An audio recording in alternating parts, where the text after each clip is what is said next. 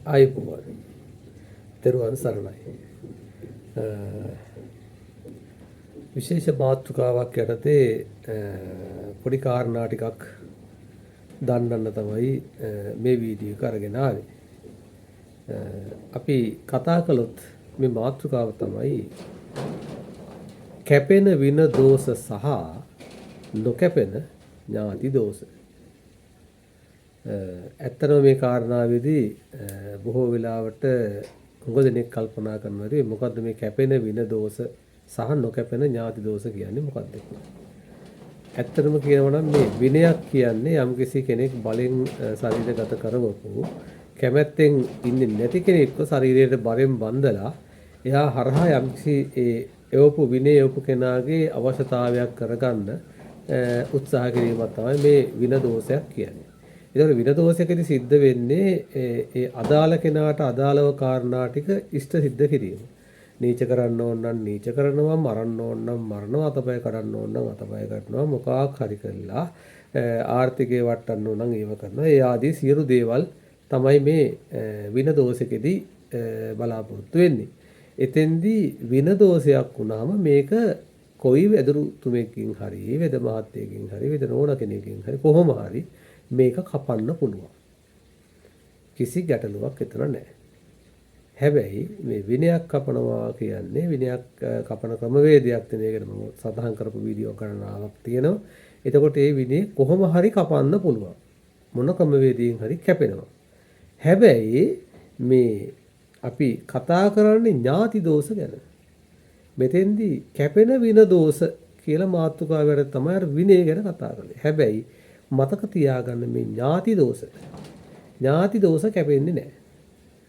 ඥාතියෙක් විසින් තමුන්ගේ පිහිටට ආපු ඥාතියෙක් කියලා බලාපොරොත්තු හෝ යම්කිසි ඥාතියෙක් අයින් කරන්න ඕන නම් මොකද ඒකට තියෙන ගැටලුවක් තමයි මේ තාත්තා ඉන්නවා, සීයා ඉන්නවා, අරයා මෙයා ඉන්නවා. මේගොල්ලෝ විනයටත් ඇවිල්ලා නැහැ. හැබැයි අයින් වෙන්නෙත් නැහැ. එහෙනම් මොකද්ද කරන්න ඕනේ? ඒගොල්ලන්ට කරන්න ඕනේ පිළිවෙලක් තියෙන. ඒවා කපන්න පුළුවන් දේවල් නෙමෙයි. මොකද ඇඟේ ඉන්නවා කපන්න හදනකොට බැහැලා යනවා. ඉතින් එහෙනම් කපන්න පුළුවන් දෙයක් නෙමෙයිනේ. අපි ධාර්මිකව කරන්න ඕනේ මෙන්න මේ ඥාතියව ධාර්මික පැත්තට ගෙනල්ලා එයාට අවශ්‍ය වටපිටාව හදන එක.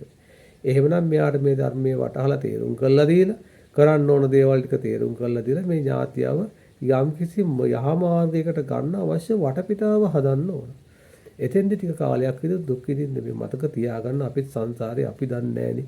කොයි මොහොතේ අපි මැරලා අමනුස්සයෙක් වෙයිද දන්නේ නැහැ. එහෙනම් අමනුස්සයෙක් වෙන තැනට සිද්ධ වුණොත් අපිටත් මෙහෙම දෙයක් නොවෙන්න අපිට කවුරු හරි අපිව අල්ලා ගැට ගහලා දාන්න පුළුවන්. හැබැයි අල්ලා ගැට ගහලා දාන්න නැති වෙන්න අපි පින් කරලා තියෙන්න ඕනේ නේද?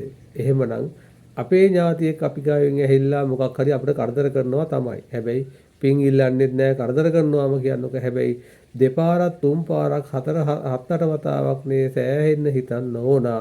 අපිට සංසාරේ මේ වගේ දෙයක් වුණොත් අපි මොකද වෙන්නේ? මෙයා උපදිච්ච දවසේ ඉඳලම ගෙන ආපු පුරුදු ටික දිගටම කරගෙන යන්න පුළුවන්. එතෙන්දී මෙයා මරුණට පස්සේ මරණින් පස්සෙත් අර චර්යාව තියෙන කෙනෙක් වුණොත් ගෙදර අයට බොහෝම කරදර අපිට ඉන්න කාලේ හොඳට රණ්ඩු වෙච්ච කෙනෙක්. හැබැයි අවසාන කාලේ මැරලත් මෙයා මරණට පස්සෙත් රණ්ඩු වෙනවා. කාගේ හරි අඟට වෙලා රණ්ඩු වෙන තමයි කරන්නේ. හැබැයි ඒක කරදරයක්ම තමයි. නමුත් එතන තියෙන ආසරණ භාවයක් එයා කරපු දේ යාට අමතක කරන්න බැරි වෙලා තියෙනවා. එයා ආපු පුරුද්ද ගෙනල්ලා තියෙනවා.